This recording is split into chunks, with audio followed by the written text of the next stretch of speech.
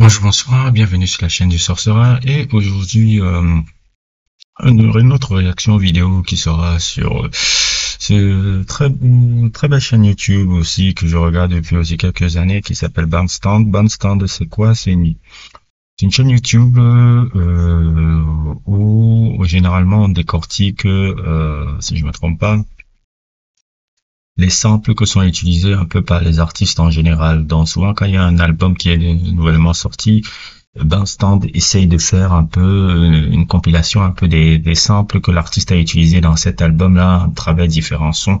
Ça permet de faire un peu une éducation un peu musicale, une éducation musicale particulière un peu par rapport à des artistes que tu pourrais découvrir par rapport aux samples. Si toi tu t'es pas trompé un peu de samples par rapport à les influences que l'artiste a mis un peu dans son album. C'est quelque chose que j'aime beaucoup regarder. Je suis quelqu'un qui aime beaucoup refaire les trucs de samples.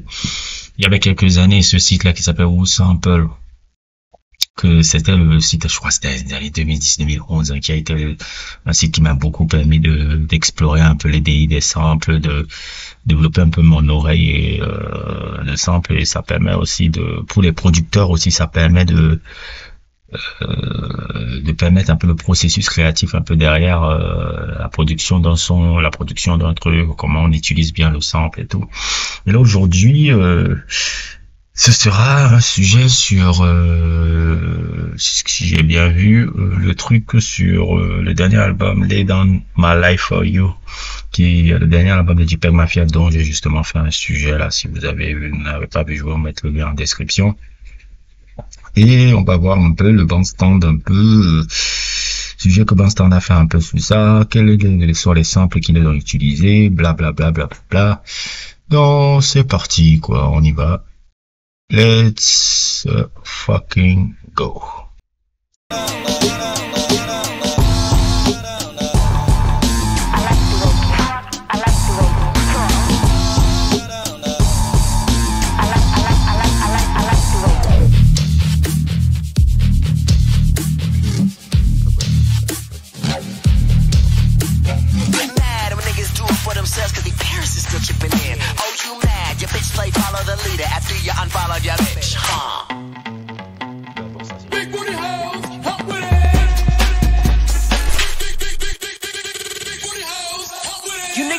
I don't want to kick it. Let me see you touch the ground.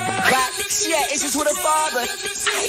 Too Live Too Crew, pour les jeunes générations qui ne savent pas qui est Too Live Too Crew est un des premiers groupes de hip-hop populaires de Miami dans la fin des années 80, généralement qui était popularisé par cet album que vous voyez apparaître là sur l'écran, et aussi Too Live Too Crew aussi, comment il s'appelait, qui était un peu le producteur, truc là, Dr. Luke.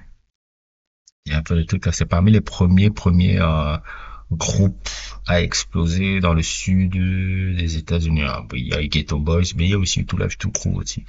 Too Live Too Crew, c'est vraiment l'épicentre d'abord du premier groupe de Miami à avoir énormément de succès sur le plan national aux États-Unis. J'ai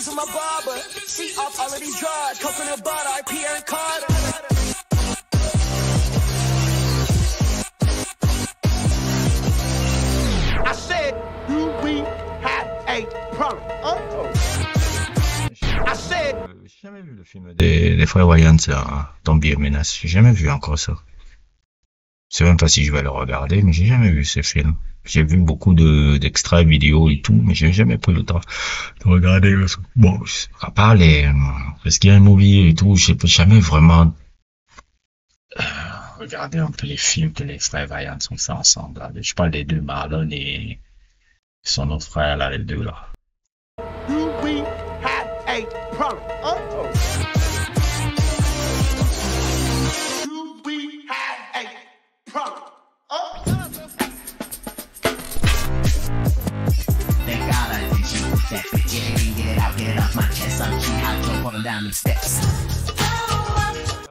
Jad, Don't Walk Away. Oh, ça j'avais reconnu ça. Jad, Don't Walk Away, fabuleux groupe. Hein. Je crois que c'est mon petit frère qui m'avait fait découvrir ça, parce que mon petit frère est un incroyable connaisseur un peu sur les groupes de R&B des années 90. certains qui n'ont pas eu beaucoup de succès. Et Jad, le premier album de Jad, là, je pense Don't Walk Away, c'est le plus grand succès. Et tout, là, c'était un trio, là. Très, très, très génial, là. Je crois que l'album s'appelait aussi Jad. Et oui, j'avais reconnu le sample aussi à un moment donné, dans le son, dans l'album de Tupac Mafia aussi, Jad. Fabuleux groupe, hein. Fabuleux groupe, Jad. Fabuleux groupe, hein. Maintenant, j'ai pas suivi les autres albums, j'ai suivi que le premier. Et tout, et c'est super bien, super bien. Je sais pas si je ferai un sujet sur les groupes de R&B obscurs, là. Ils n'ont pas eu trop de succès, là, genre Black Girls, Sista de Missy Elliott, Cut Close de Kate Sweet, Brownstone, qui était signé chez Michael Jackson, et tout. J'essaierai peut-être de faire un peu un sujet sur des groupes comme ça, qui étaient géniaux, mais qui n'ont pas eu trop de succès.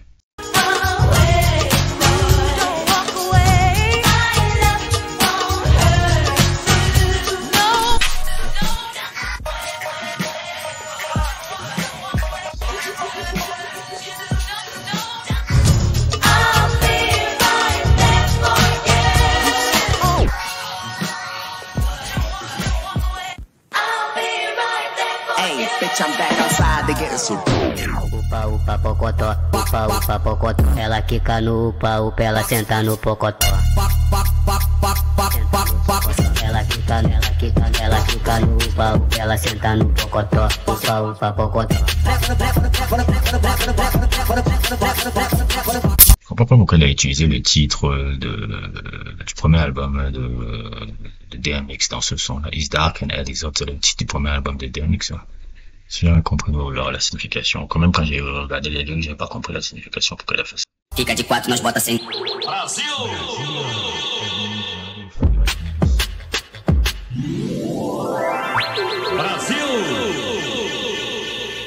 Hey, 9mm, my brothers, my keeper was serving that ether before I defeat you. My mama sister, she know how to grip me, she know how to keep me, she better not get greedy. I hit the lottery. Tell me your thoughts and you better not lie to me. 9mm, my brothers, my keeper was serving that ether before I defeat you. My mama sister, she know how to grip me, she know how to keep me, she better not get greedy. I hit the lottery. I hit the lottery. I hit the lottery. I hear you went down. Did you go down? Oh yeah, I did. I hear you went. C'est le petit frère de Macaulay Culkin, là. J'ai jamais encore regardé la série La Succession, là. Je vois beaucoup de gens en parler, là. Ça, là, dans ce propos, avec Brian Cox, là. J'ai jamais vu ça. Vous savez, je suis pas très série et tout, mais j'ai vu beaucoup de gens qui en parlent un peu. Succession, j'ai l'impression que c'est un peu le Dallas un peu moderne, puisque c'est un soap opéra, apparemment. C'est toutes des histoires de famille, de succession et tout. Bon, comme le titre, hein, c'est ça. Il y a les histoires de famille, les guerres familiales, aussi des successions, de grosses fortunes, nanana, c'est des soap opéras, c'est des délires à la Dallas et tous ces conneries-là. J'ai jamais regardé, mais je savais pas qu'il y avait le frère. Ça, c'est le frère de Macaulay Culkin, ça. J'ai oublié son nom. Là, c'est son frère. Là, je dois être derrière, là, c'est Brian Cox, un peu. Putain. Qui jouait Hannibal Lecter dans, comment ça s'appelle encore ce film, le fabuleux film, là. C'était Manhunter de et Michael Mann avec William Peterson. Génial. Fait une petite apparition en Hannibal Lecter. C'est le premier gars qui a interprété Hannibal Lecter au cinéma. Bon, vous le voyez de dos, mais bon, j'arrive à le reconnaître de dos et sa voix, quoi. Donc, il a samplé ça. Ça, j'avais même pas remarqué. Bon, j'ai jamais vu Succession. Down. Did you go down? Oh yeah, I did.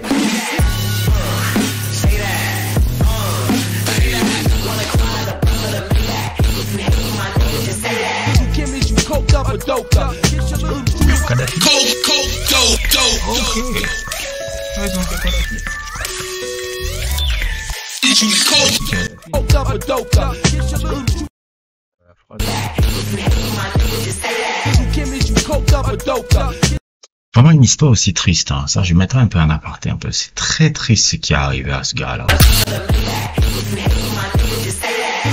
Très triste ce qui est arrivé au gars, là. Il a fait Kadhafi. Ça, c'est le cousin de Tupac, même.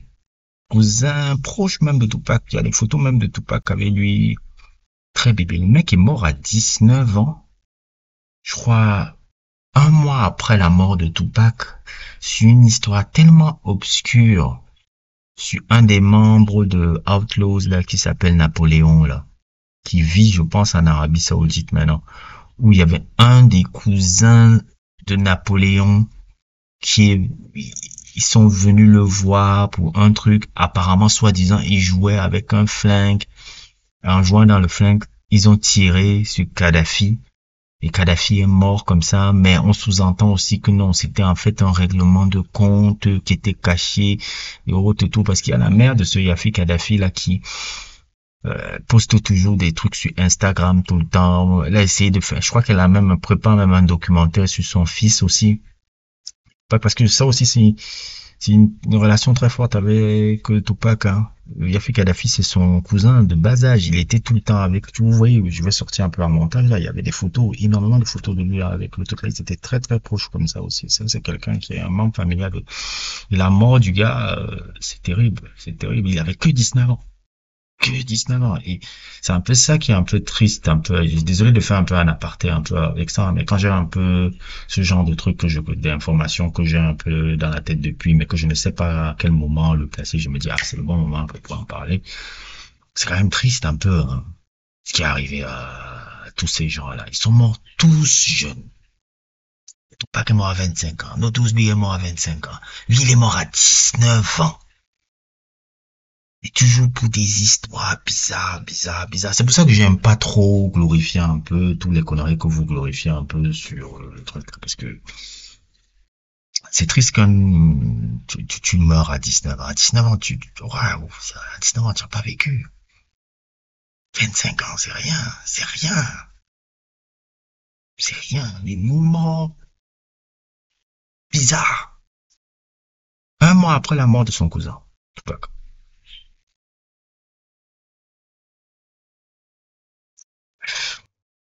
Coked up or doped up. Cold, dope.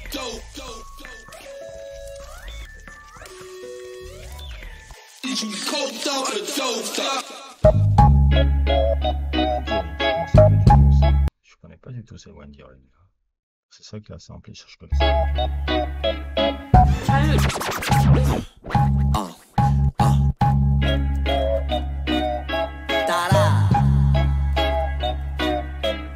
You got dirt on me. My country encouraged me. I just bought a dirty piece. Dicen que se fue a buscar en el ombligo de la luna. Every morning I get down on my knees for a God that I can't see. Every tweet it come with a cost. Every enemy paid him and soft. If you break up, delete it and crop. Fuck my ex and fuck every cop. Nepo baby shit. These bitch niggas always got their hands out. Bitch ass nigga be down on the slide and they cry when they see your man.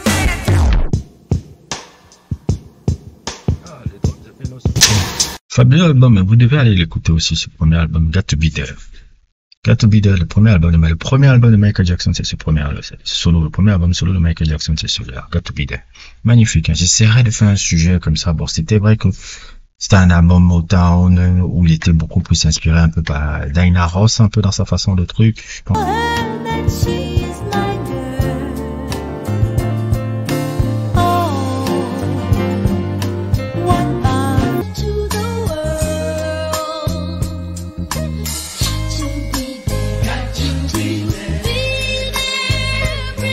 Même qu'il y a Willie Hutch un peu qui produisait beaucoup dans cet album-là.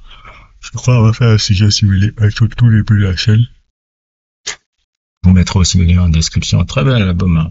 Très bel album là. Il y en avait quoi? 3 ou 4, il y avait quoi encore? Forever Michael, j'ai oublié encore les autres là.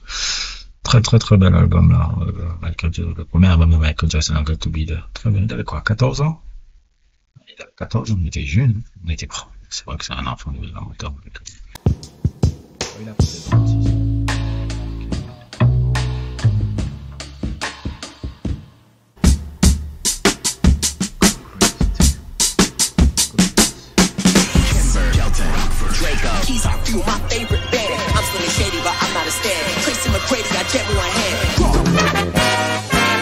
Akira Ishikawa, ça c'est ce truc, je sais plus quel album, je vais ressortir l'album de, je crois que je suis 2 albums de ce monsieur-là, Akira Ishikawa. Je savais pas que c'était lui qui l'avait samplé là. Akira Ishikawa et Gone Buffalo là. Il a 2 albums là où il a la casquette un peu truc et un autre album. Je suis que 2 lui. Il a une longue discographie incroyable, hein. Incroyable. Cet artiste de jazz japonais. Les Japonais, ils ont de grands artistes de jazz. Grand. Je pense à Ryo Fukui. Je pense après ce groupe là. C'était Atoru Quartet, je sais pas quoi là. Il y a beaucoup de, le jazz japonais est génial. Le jazz japonais est génial.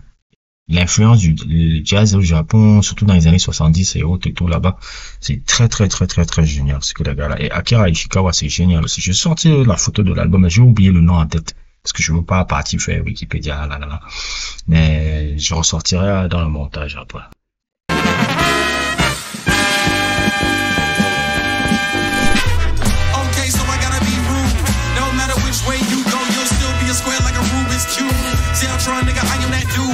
D'ailleurs, il faut que sur le dernier album de Denzel Curry là, apparemment c'est un album où il a rendu hommage un peu au gars de Memphis, Tracy Mafia, Lil White et comment ça s'appelle encore la dernière mixtape là où il est sorti là et Freezer Boy, Gangsta Pat et tous ces gars de Memphis là, le rap de Memphis là et autres et tout. Je vais l'écouter. J'ai vu un peu les critiques qui sont très élogieux sur ça. Je sais pas encore que le temps de checker ça, a l'air d'être super bien. Denzel Curry, c'est un de mes artistes de hip-hop les plus intéressants. Il a une très belle discographie. Il est très éclectique dans sa discographie où il a touché plusieurs types de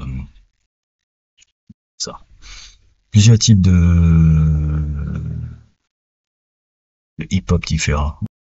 D'ailleurs, même le seul gars qui a réussi à faire une cover magnifique de Rage Against the Machine dans Bull on Parade, là, moi ça m'avait épaté ça à l'époque, là, la manière dont il avait fait la cover là.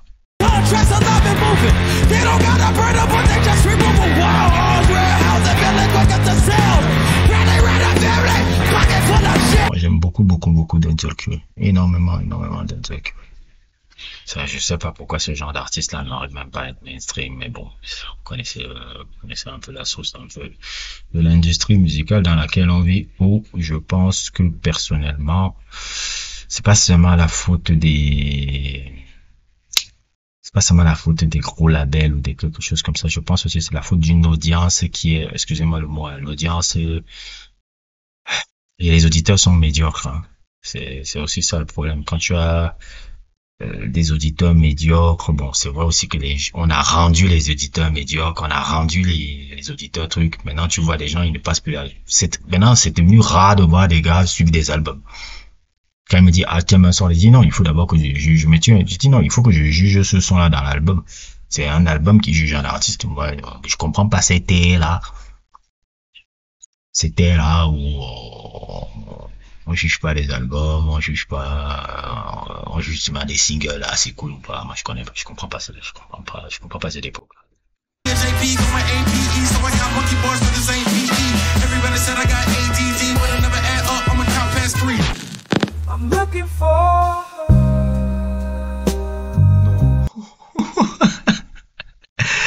Il a samplé non.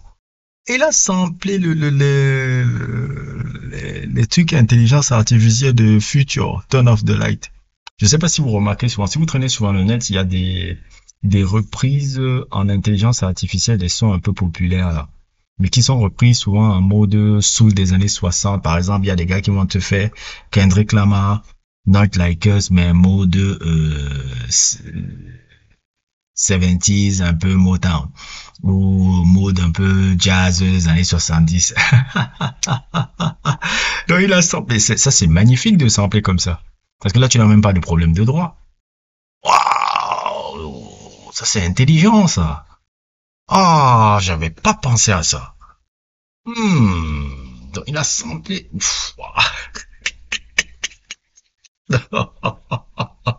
Ça c'est vraiment un digger du net, mon frère. Merde. Je me demandais quel son de soul il avait samplé quand j'entendais ce son là dans l'album. I ain't really into flashing, I feel like an accident, I'm never chose. Baby talking voice of passion, I feel like it's corny if you ain't on code. Niggas be on my dick for nothing, I be like, what happened to these niggas, bro? Like niggas be really going through, but there's a better way to let the people know. Turn on the light. I'm looking for her. I'm looking for her. I'm looking for her. Turn on the light. Some of you niggas be talking right out of the side of your neck, and I can't believe that they be gassing these little hoes. Some of you niggas be sitting around all day hating on niggas they never met. I just feel sad for you, little bro. Baby, you know when I'm wildin' out, I make a mess. I keep the cannon like Nick, put my bitch in the vest. What did that last one contribute but pussy and stress? Nothing. I'm like Harpo, all my bitches in love with the Coco. Got my side face to be Jack Harlow. For the lead. Side face to be Jack Harlow. Nothing. Like Harpo, all my bitches in love with the Coco. Got my side face to be Jack Harlow. For the lead. Oh yeah!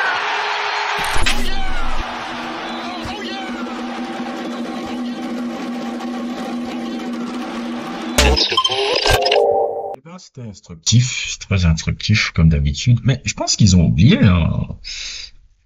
Le dernier son de l'album là.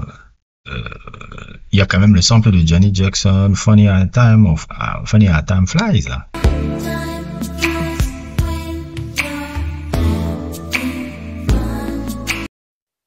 Funny how time flies when you're having fun. Please stay. Funny how.